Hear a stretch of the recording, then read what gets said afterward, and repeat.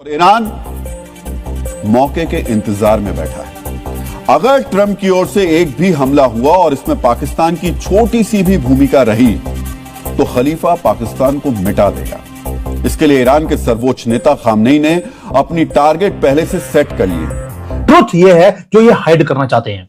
USA का जो air force C-17 globe master जो पहले लंदन पहुंचा, लंदन से एक उन्होंने पहुंचाया इराक में, दूसरा पाकिस्तान में लैंड कर चुका है।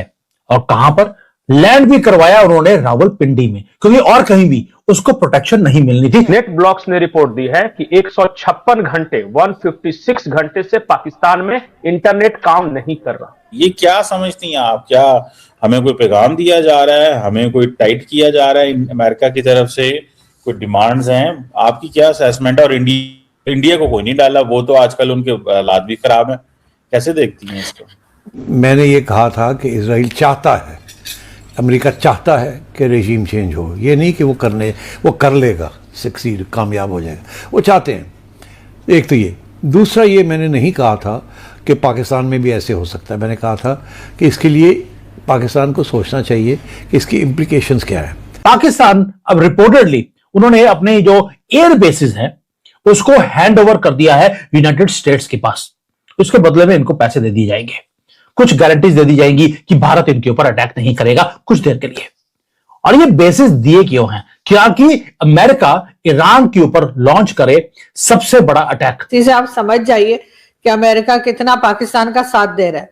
जिस वक्त मेरे ख्याल है अभी ईरान के ऊपर जो अटैक की बात की जा रही है, अगर उसमें पाकिस्तान ने साथ ना दिया तो सभी के वीजा बंद हो जाएंगे, शायद विजिट वीजा भी हो जाए, बाकी भी हो जाए। फिलहाल तो उन्होंने सिर्फ इमिग्रेंट्स के बंद किए, लेकिन वो भी सर सिर्फ हमारी किए हैं। पता नहीं ऐसी क्या बात हो गई। दोस्तों, आज का वीडियो बहुत ही सीरियस टॉपिक पर है। क्या आपको पता है कि पाकिस्तान पर एक बहुत बड़ा खतरा मंडरा रहा है, और ये खतरा किसी और से नहीं बल्कि ईरान से है।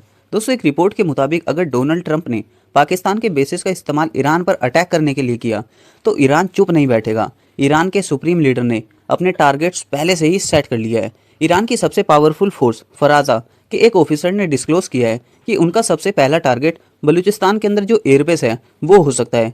कहा यह जा रहा है कि इस बेस पर लगभग 500 अमेरिकन सोल्जर्स मौजूद है और वहां से ड्रोन्स और रिफ्यूलिंग प्लेन्स की एक्टिविटी देखी गई है।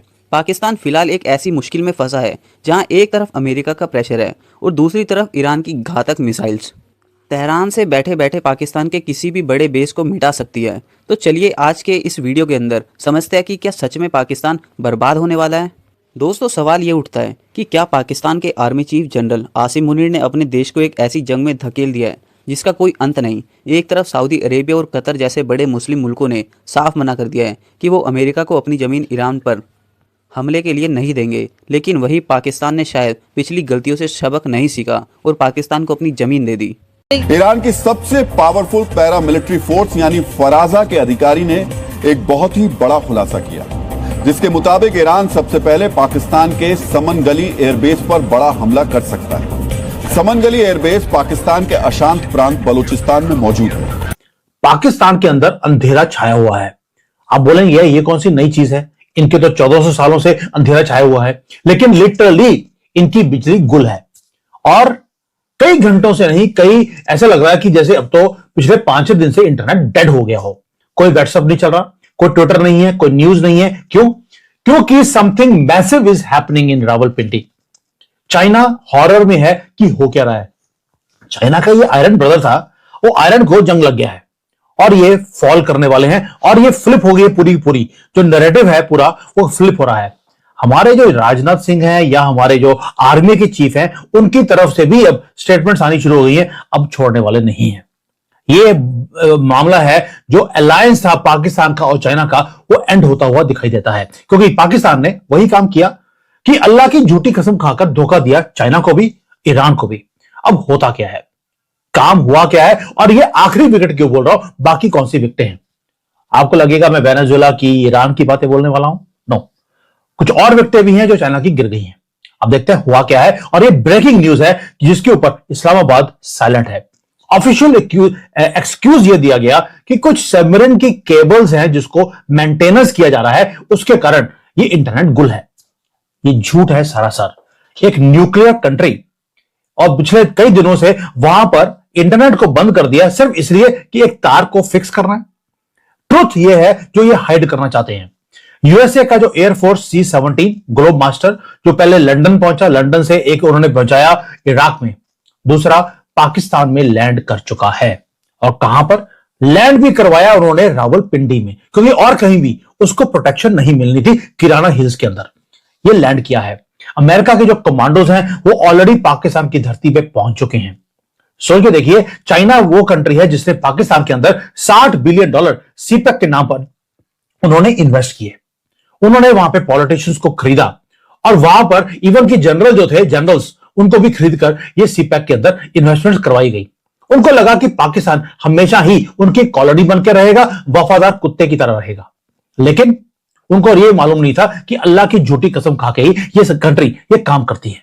अब जैसे ही थोड़ा सा हीट बढ़ना शुरू हुआ, पाकिस्तान ने चाइना को बेच दिया। अब आते हैं ट्विस्ट क्या है। पाकिस्तान अब रिपोर्टेडली उन्होंने अपने जो एयर बेसिस हैं उसको हैंड ओवर कर दिया है यूनाइटेड स्टेट्स के पास। उसके बदले में इनको पैसे दे दिए जाएंगे, कुछ गारंटीज दे दी जाएंगी कि भारत इनके ऊपर अटैक नहीं करेगा कुछ देर के लिए। और ये बेसिस दिए क्यों हैं? क्योंकि अमेरिका ईरान के ऊपर लॉन्च करे सबसे बड़ा अटैक, एक पाकिस्तान की तरफ से, उधर सीरिया की तरफ से, इराक की तरफ से, ग्रीस की तरफ से, पाकिस्तान ईरान के ऊपर अमेरिका अटैक करना चाहता है फुल एंड फाइनल।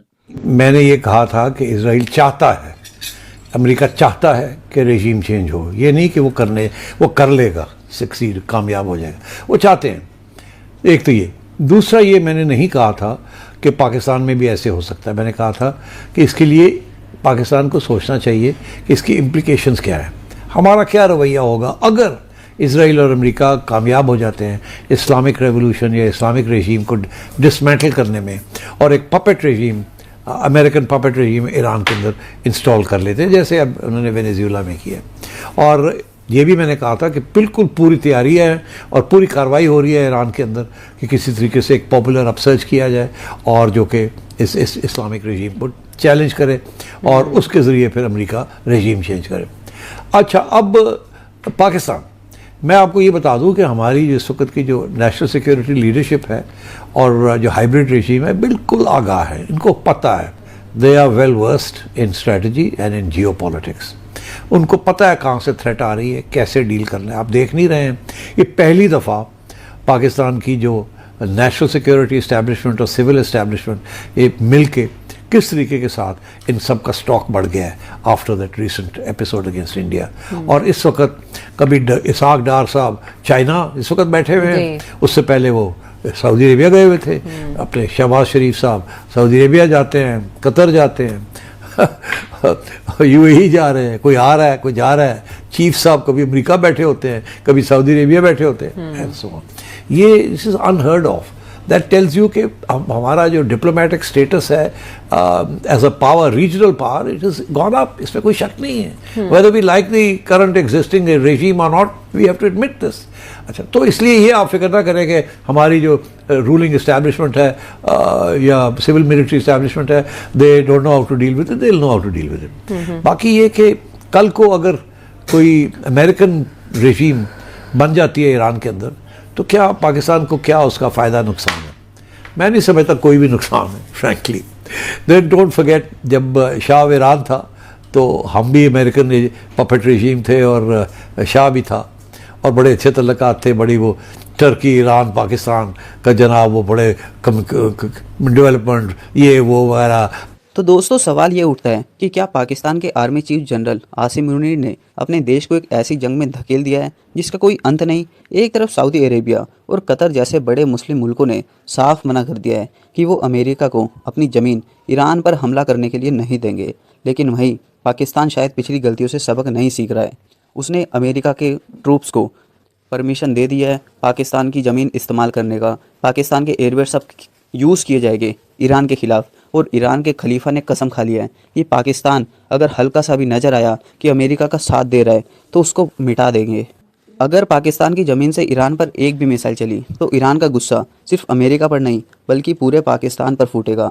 ईरान ने तो अपनी हाइपरसोनिक मिसाइल हज कासिम तक को तैयार कर रखा है, जिसकी स्पीड आवाज़ से 12 गुना ज़्यादा है। इसका मतलब है कि पाकिस्तान के पास बचने का वक्त भी नहीं होगा। पाकिस्तान के अंदर भी इसी बात को लेकर बगावत हो सकती है कि क्यों उनकी आर्मी एक मुस्लिम देश के खिलाफ अमेरिका का साथ दे रही है। आने वाले दिन जियोपॉलिटिक्स के लिए बहुत ज़्यादा क्रूशियल है। आपको क्या लगता है, क्या पाकिस्तान को अमेरिका का साथ देना चाहिए या ईरान से दोस्ती बनाए रखनी चाहिए, क्योंकि पाकिस्तान हर जगह से पिटेगा।